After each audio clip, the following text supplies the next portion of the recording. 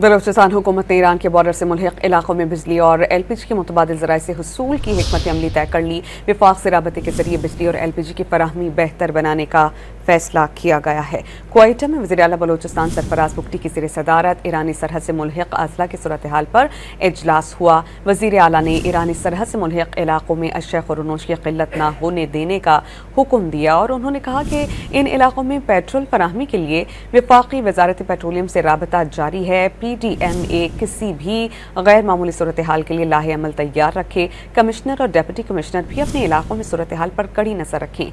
वज़ीर आला बलूचिस्तान ने ज़ायरीन और तलबा की बाहिफाजत वापसी 22 से इत्मीनान करार दे दी।